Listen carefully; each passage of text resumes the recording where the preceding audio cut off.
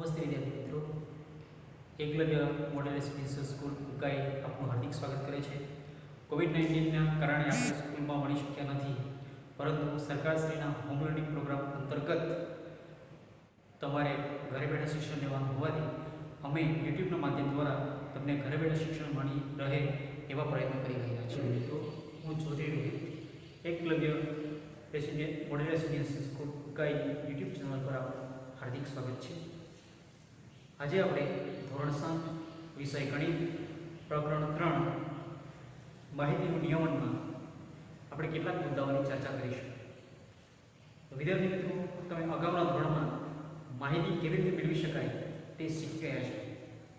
વિદ્યાર્થી મિત્રો, આપણે રોજ માહિતીના સ્ત્રોતો જેવા કે ટીવી, રેડિયો, સમાચારપત્ર, સામાયિકો વગેરેમાંથી આપણે જુદા જુદા પ્રકારની માહિતીઓ મેળવતા હોઈએ છીએ, પરંતુ બધી જ માહિતીઓ આપણા માટે ઉપયોગી હોતી નથી.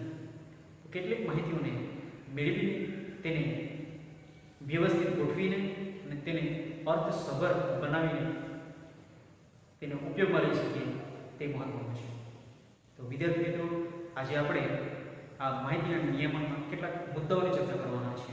તેમાં પહેલો મુદ્દો છે મધ્ય, બીજો મુદ્દો છે વિસ્તાર, ત્રીજો મુદ્દો છે મધ્યસ્થ, ચોથો મુદ્દો છે બહુલક, પાંચમો મુદ્દો સંબંધ. તો વિદ્યાર્થી મિત્રો, આપણે સૌપ્રથમ આ જે ઉદાહરણ આપેલું છે એ ઉદાહરણનું આવૃત્તિ વિતરણ કોષ્ટક તૈયાર કરીશું અને ત્યારબાદ આપણે બીજા મુદ્દાઓની ચર્ચા કરીશું. હવે વિદ્યાર્થી મિત્રો, આપણે જોઈએ ઉદાહરણ 1 માં આપણને આપવામાં આવ્યું છે કે કોઈ વર્ગના મૂલ્યાંકનમાં મેળવેલ ગુણને કોષ્ટકમાં દર્શાવો.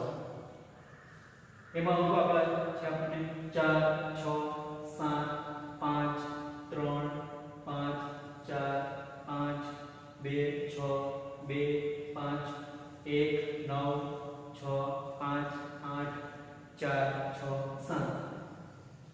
તો આપણે આ જે માહિતીના જે અવલોકનો છે તેને આપણે આવૃત્તિ વિતરણ કોષ્ટકમાં દર્શાવીશું. તો વિદ્યાર્થી મિત્રો, આપણને અહીં જોઈને ખબર પડી જાય છે કે સૌથી નાનો જે અંક છે એ 1 છે અને સૌથી મોટો અંક જે છે એ 9 છે. તો વિદ્યાર્થી મિત્રો, આપણે આ આવૃત્તિ વિતરણ કોષ્ટક તૈયાર કરીએ. તો જો વિદ્યાર્થી મિત્રો, આપણે અહીંયા ગુણો લખીશું 1, 2, 3, 4, 5, 6, 7, 8, 9. હવે વિદ્યાર્થી મિત્રો, આપણે આવૃત્તિ ચિહ્ન દોરીશું. તો વિદ્યાર્થી મિત્રો, સૌપ્રથમ આપણે જોઈએ કે આવૃત્તિ કોને કહેવાય. આવૃત્તિ એ કોઈ પણ માહિતીના મૂલ્ય એક કે તેથી વધુ વાર આવે તો તે મૂલ્યને તે માહિતી આવૃત્તિ તરીકે ઓળખી શકાય. તો અહીંયા આપણે જોઈએ કે અહીંયા એક કેટલી વાર આવે છે? એક અહીં એક વાર આવે છે, એટલા માટે આપણે એક આવૃત્તિ ચિહ્ન પાડીશું. એવી રીતે 2, વિદ્યાર્થી મિત્રો, જોઈએ કે 2 કેટલી વાર આવે છે? તો 2, 1 અને 2 વાર આવે છે, એટલે આપણે 2 આવૃત્તિ ચિહ્ન કરીશું. હવે વિદ્યાર્થી મિત્રો, આપણે જોઈએ કે 3 કેટલી વાર આવે છે?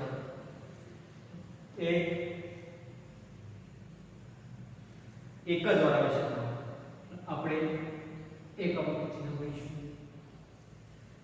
હવે વિદ્યાર્થી મિત્રો, 4 કેટલી વાર આવે છે?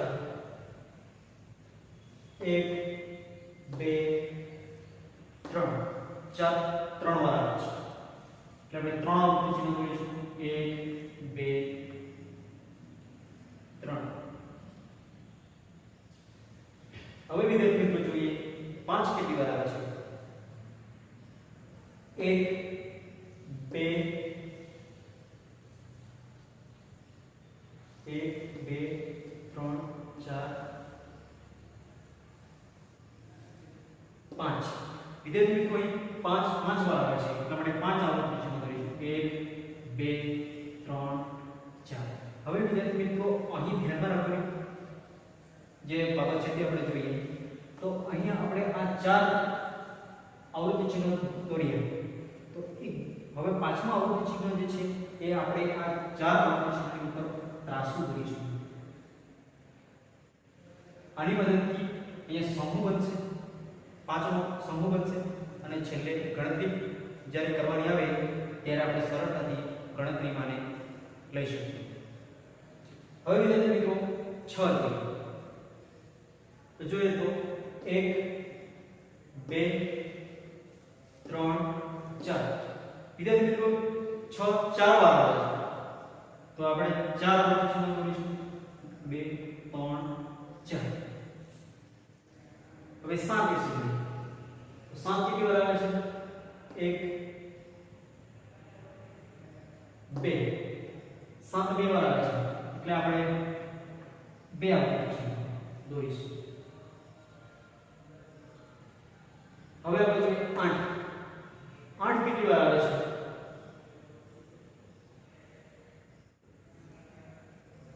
1 8 માત્ર એક વાર આવે છે એટલે એક આવૃત્તિ ચિહ્ન દોરીશું. હવે 9 જોઈએ 9 પણ માત્ર એક વાર આવે છે એટલે એક આવૃત્તિ ચિહ્ન દોરીશું. હવે વિદ્યાર્થી મિત્રો આપણે વિદ્યાર્થીની સંખ્યા લખી કાઢીએ.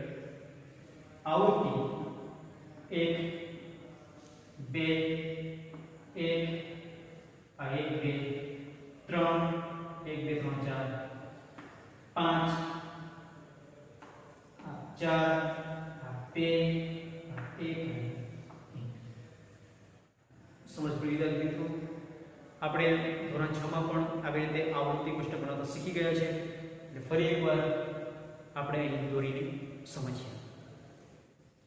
હવે એના પછી વિદ્યાર્થી મિત્રો આપણે જોઈશું કે આ માહિતીનું મધ્યક કેવી રીતે શોધી શકાય. તો સૌપ્રથમ વિદ્યાર્થી મિત્રો આપણે જોઈએ કે મધ્યક કોને કહેવાય. તો મધ્યક એટલે કે માહિતીના અવલોકનોનો સરવાળાને એ અવલોકનોની સંખ્યા વડે ભાગવાથી જે પરિણામ મળે છે તેને માહિતીનો મધ્યક કહેવામાં આવે છે. તો વિદ્યાર્થી મિત્રો આપણે જોઈએ મધ્યક.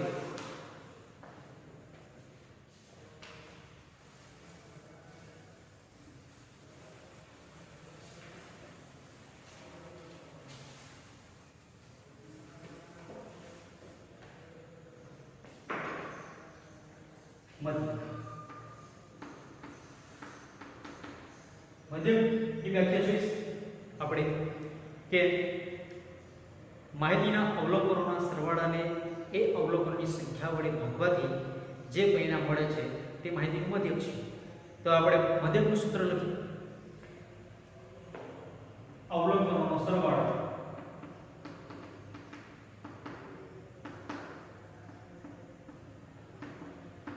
ભાગ્યા શું આવશે અવલોકનોની સંખ્યા. અવલોકનોની સંખ્યા. હવે આપણે જોઈશું અવલોકનોનો સરવાળો. તો પહેલા આપણે 1 જોઈશું. 1 કેટલી વાર છે? 1 એક જ વાર છે. 1 ગુણ્યા 1 લખીશું. વત્તા 2 કેટલી વાર છે? 1 અને 2 એ ક્યાં ગયા છે? 2 ગુણ્યા 2 લખીશું. વત્તા 3 કેટલી વાર છે? 1 3 માત્ર એક જ વાર છે એટલે 1 ગુણ્યા 3 લખીશું. વત્તા 4 કેટલી વાર છે? 4 1 2 3 4 3 વાર છે એટલે આપણે 3 ગુણ્યા 4 લખીશું.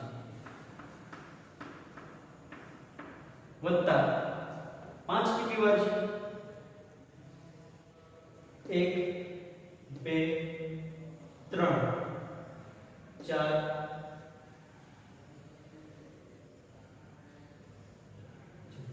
1 2 3 4 5 5 વાર છે. હવે 5 ગુણ્યા 5 લખીશું.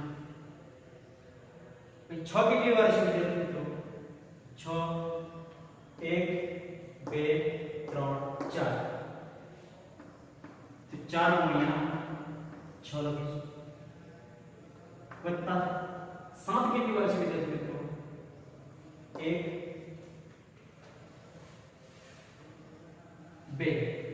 2 વાર 7 છે એટલે 2 ગુણ્યા 7 લખીશું વત્તા 8 કેટલી વાર છે વિદ્યાર્થી મિત્રો 8 એક વાર છે એટલે 1 ગુણ્યા 8 અને 9 કેટલી વાર છે 9 પણ એક વાર છે 1 ગુણ્યા 9 ભાગ્યા અવલોકનોની સંખ્યા અવલોકનોની સંખ્યા કુલ કેટલી છે 20 છે એટલે આપણે નીચે લખી દઈશું 20 હવે અહીંયા કેવી રીતે લખીશું 1 ગુણ્યા 1 એટલે 1 વત્તા 2 2 4 વત્તા 1 તારી 3 વત્તા 4 તારી 12 વત્તા 5 50 25 વત્તા 6 24 24 વત્તા 8 વત્તા 9 ભાગ્યા 20 હવે આ જે અંકો છે એનો આપણે સરવાળો કરીશું તો એનો સરવાળો આપણને 100 મળશે તો લખીએ આપણે 100 ભાગ્યા 20 તો જવાબ શું આવશે આ 100 આન્સરની છેદમાં 2 50 10 તો જવાબ આપણને કેટલો મળ્યો 5 તો આ જે માહિતી છે એનો મધ્યક જે મળે છે એ આપણને 5 ગુણ મળે છે સમજ પડી વિદ્યાર્થી હવે આપણે જોઈશું આ જ માહિતીનો વિસ્તાર શું છે તો સૌપ્રથમ વિદ્યાર્થી મિત્રો આપણે જોઈશું કે વિસ્તાર કોને કહેવાય તો આપેલ માહિતી હોય એમાં સૌથી મોટો પ્રાપ્તાંક અને સૌથી નાના પ્રાપ્તાંક વચ્ચેના તફાવતને તે માહિતીનો વિસ્તાર તરીકે ઓળખવામાં આવે છે તો વિદ્યાર્થી મિત્રો આપણે આ માહિતી માટે વિસ્તાર જોઈએ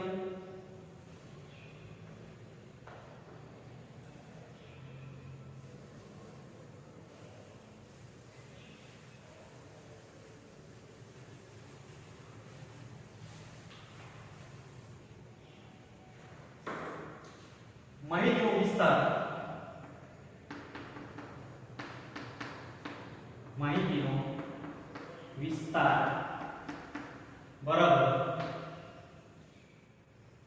મહત્તમ પ્રાપ્તાંક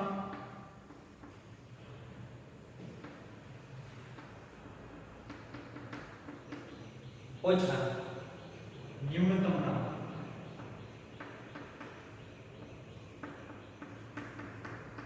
મહત્તમ પ્રાપ્તાંક એટલે સૌથી મોટો પ્રાપ્તાંક અને ન્યૂનતમ પ્રાપ્તાંક એટલે સૌથી નાનો પ્રાપ્તાંક પ્રાપ્તાંક અથવા અવલોકન એ બંને શબ્દો સરખા છે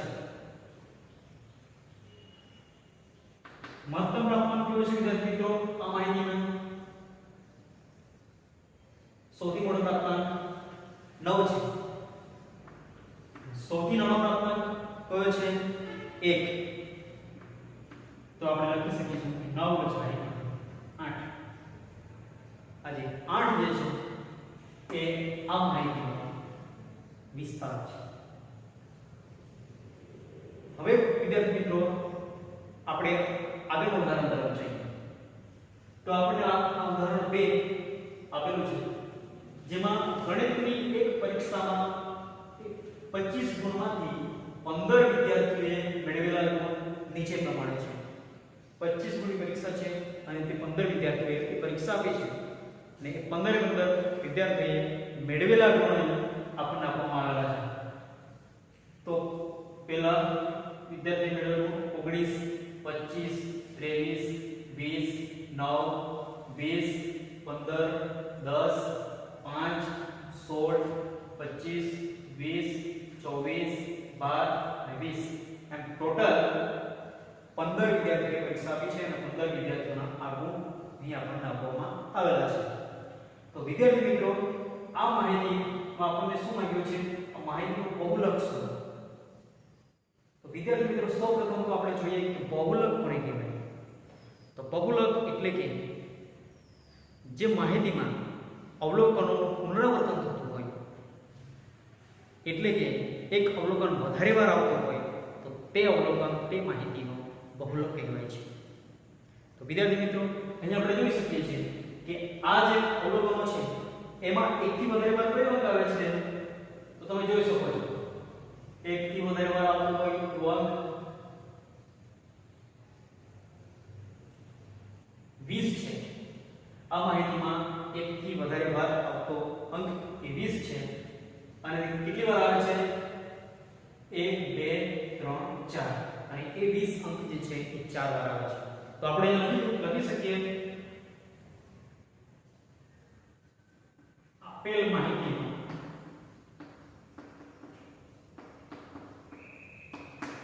બહુલક 20 છે. 20 છે અને તે 4 વખત આવે છે.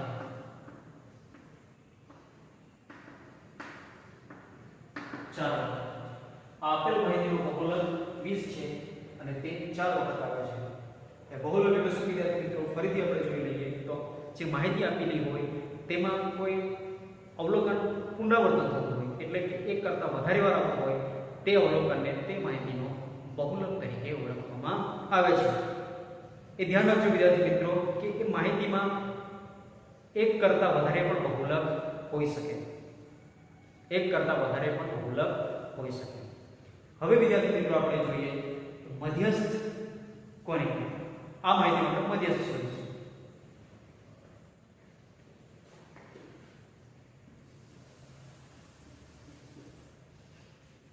સૌપ્રથમ વિદ્યાર્થી મિત્રો આપણે જોઈએ કે મધ્યસ્થ કોને કહેવાય?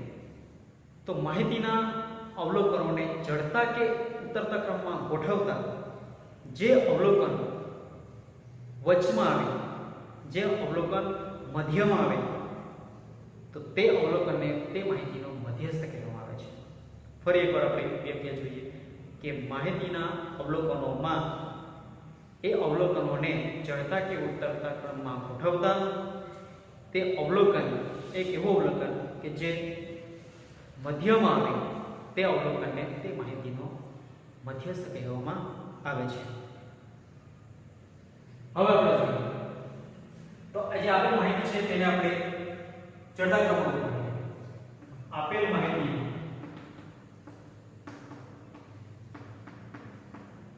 ચડતા ક્રમમાં ગોઠવતા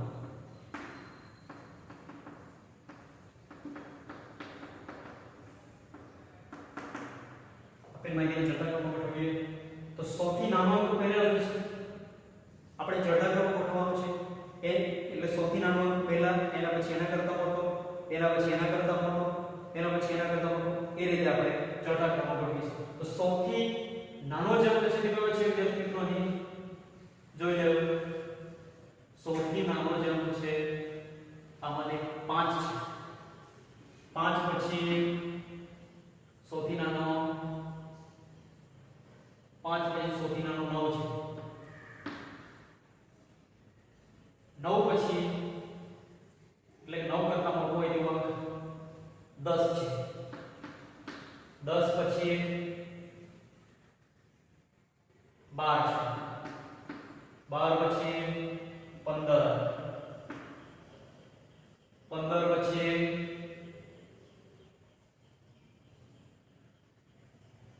16. 16 પછી 19. 19 પછી 20. 19 પછી 20. અને 20 કેટલી વાર છે? 4 વાર. એટલે આ 20, આ 20, 20, 20. 4 વાર થઈ ગયું. હવે 20 કરતા મોટો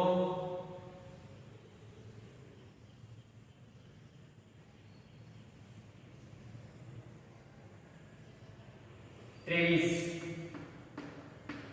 23 કરતા મોટો 24.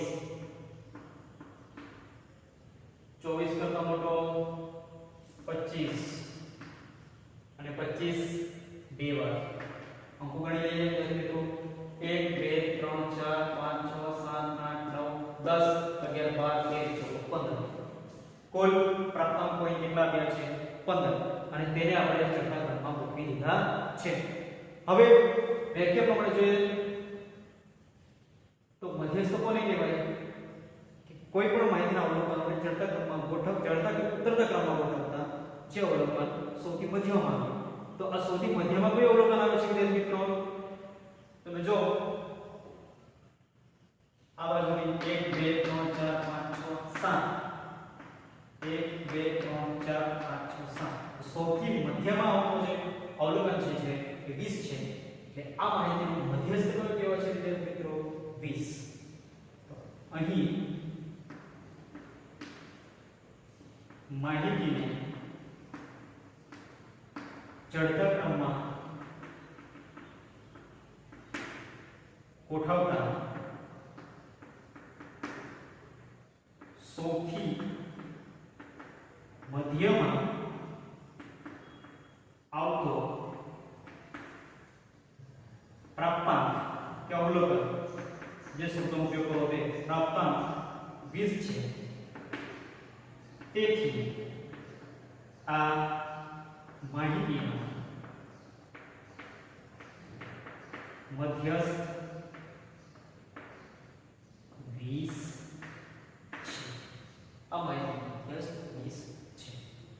વિદ્યાર્થી મિત્રો એને મધ્યસ્થ, વિસ્તાર, મધ્યસ્થ, બહુલક વિશે સમજ પડી. ઓકે. હવે વિદ્યાર્થી મિત્રો આપણે જોઈશું સંભાવના. તો વિદ્યાર્થી મિત્રો સંભાવના એટલે શું? એમના માટે આપણે કેટલાક ઉદાહરણો લઈએ. તો એક સિક્કો છે, એની બે બાજુ હોય, સિક્કાની બે બાજુ હોય. એમાં એક બાજુ કાટ હોય અને બીજી બાજુ છાપ હોય. તો વિદ્યાર્થી મિત્રો આપણે એ સિક્કાને આપણે ઉછાળીએ છીએ તો આપણને બે સંભાવનાઓ મળે છે. ક્યાં તો કાટ, ક્યાં તો છાપ. ક્યાં તો કાટ પડશે, ક્યાં તો છાપ પડશે. એટલે એની સંભાવના કેટલી થશે? બે સંભાવનાઓ હોય છે. પરંતુ જ્યારે આપણને પરિણામ જે મળે છે એક જ મળે છે, ક્યાં તો કાટ અથવા ક્યાં તો છાપ. એટલે પરિણામોની સંખ્યા જે છે એ બે છે, પરંતુ જે તક જે છે એ એક જ આપણને મળે છે. એટલે આપણે કહી શકીશું કે જ્યારે સિક્કાને હવામાં એકવાર ઉછાળવામાં આવે છે ત્યારે એમાં કાટ કે છાપ મળવાની સંભાવના કેટલી હોય છે? 1/3 જેટલી હોય છે. 1/3 જેટલી હોય છે. હવે 1/3 એટલે શું વિદ્યાર્થી મિત્રો? તો એક જે મળે છે એ કાટ અથવા છાપ મળશે.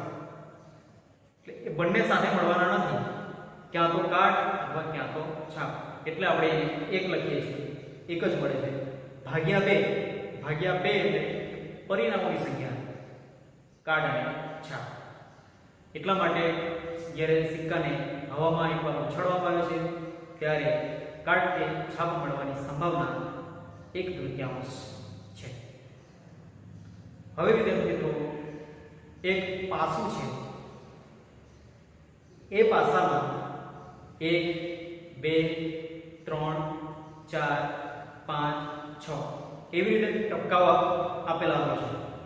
તો જ્યારે એ પાસાને ફેંકવામાં આવે છે ત્યારે તેમાં 1 2 3 4 5 કે 6 મળવાની સંભાવના કેટલી? તો વિદ્યાર્થી મિત્રો પરિણામોની સંખ્યા કેટલી છે? 6 છે. પરંતુ 1 2 3 4 5 કે 6 એમાંથી કોઈ પણ એક જ અંક આપણને મળશે. એટલે પરિણામોની સંખ્યા કેટલી? 6. અને અંક કેટલા મળશે આપણને? એક જ. એટલા માટે એ પાસાની સંભાવના કેટલી? 1/6. 1/6. બરાબર છે વિદ્યાર્થી મિત્રો? અને એ જે સંભાવના છે એ 0 અને 1 ની વચ્ચે હોય છે. તો આવો જ ઉદાહરણ આપણે જોઈએ. તો અહીંયા લખેલું છે ઉદાહરણ 3. એક પેટીમાં 6 લખોટી છે જેના પર 1 થી 6 અંક લખવામાં આવ્યા છે. એક પેટીમાં કેટલી લખોટી છે વિદ્યાર્થી મિત્રો? 6 લખોટી છે. અને જેના પર 1 થી 6 અંક લખવામાં આવેલા છે. લખોટીની સંખ્યા 6 છે અને એના પર 1 થી 6 અંક લખવામાં આવ્યા છે. તો અહીંયા આપ્યું છે કે 2 અંક લખેલી લખોટી નીકળવાની સંભાવના કેટલી? 2 અંક લખેલી લખોટી નીકળવાની સંભાવના કેટલી? હવે વિદ્યાર્થી મિત્રો, આ લખોટીમાં આપણે જોઈ શકીએ છીએ કે 2 અંક લખેલી લખોટી અંદર એક જ છે, કારણ કે બધી જ લખોટીઓ પર અંક લખી દેવામાં આવ્યા છે. 1 2 3 4 5 6 એવી રીતે અંકો લખી દેવામાં આવ્યા છે. પરંતુ અહીંયા આપણે એવું માંગ્યું છે કે 2 અંક લખેલી લખોટી નીકળવાની સંભાવના કેટલી? લખોટી કુલ 6 છે, પરંતુ 2 લખેલી જે લખોટી પર 2 નંબર લખેલો છે એ લખોટી તો એક જ છે. એટલા માટે એની સંભાવના કેટલી થશે? 1/6. તો આપણે લખી શકીશું અહીંયા પહેલાનો જવાબ કે 2 અંક લખેલી લખોટી નીકળવાની સંભાવના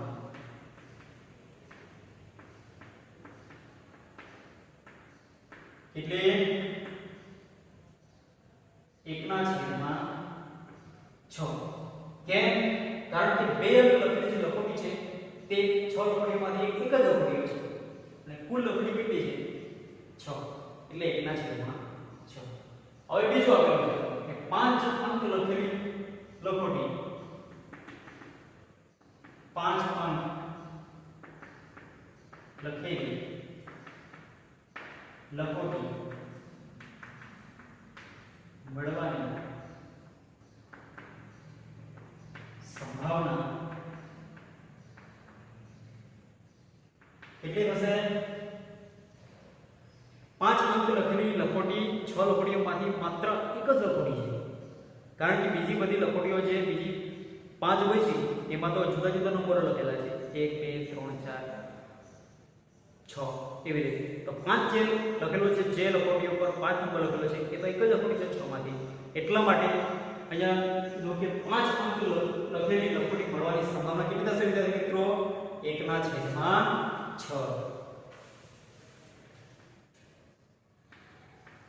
1/6. તો આ રીતે વિદ્યાર્થી મિત્રો આપણે સંભાવના પણ આપેલ માહિતી પરથી સંભાવના પણ શોધી શકીએ. તો આજના પૂરતો આટલો વિડિયો.